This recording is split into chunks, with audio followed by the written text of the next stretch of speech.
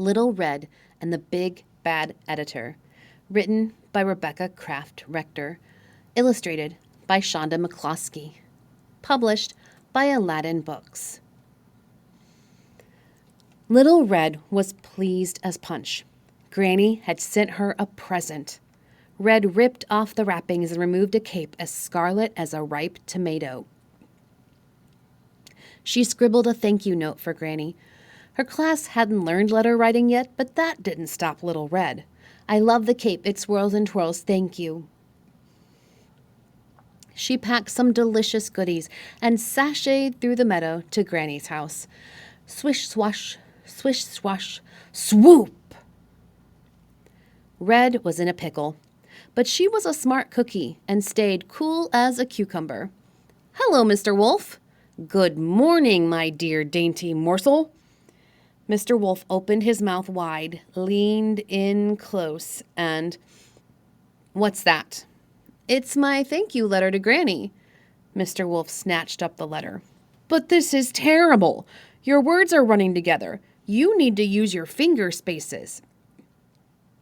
Mr. Wolf pulled a pencil from behind his ear and put spaces between the words. Then he bent over Red and licked his lips. "Time for dinner!" Quick as instant grits, Red shoved a cinnamon muffin in his mouth. She sped away and soon came to a puddly path.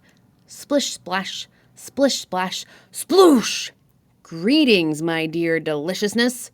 Mr. Wolf opened his mouth very wide, leaned in very close, and...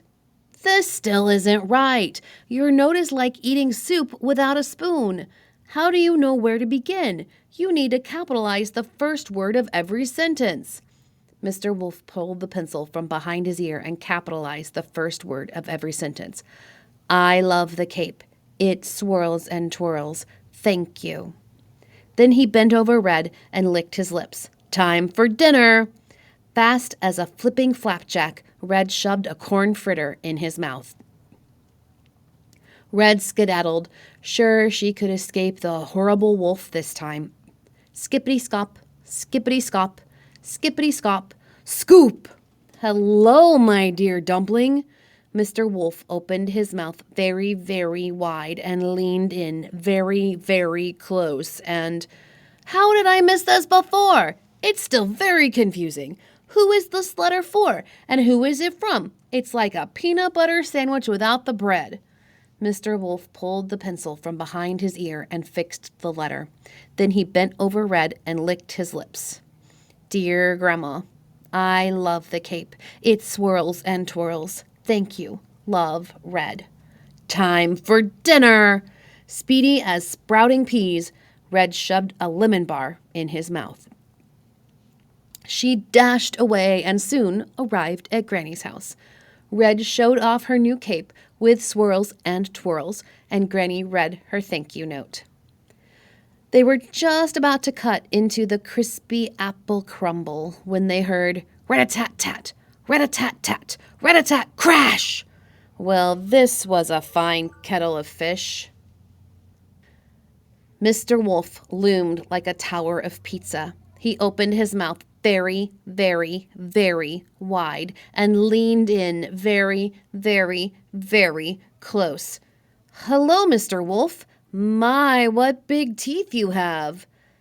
"The better to eat." "Wait, is that your thank you letter? Did you like it?" "I loved it," said Granny, as surprised as a pickle in a pie. "Did you notice the finger spaces and capital letters and who it's for and from?" Mr. Wolf asked. "Excellent job," Granny said, as Red served Mr. Wolf a slice of crispy apple crumble. Mr. Wolf, Granny, and Red sat down together as close as grapes in a bunch and shared the crispy apple crumble while Mr. Wolf discussed the fine art of letter writing.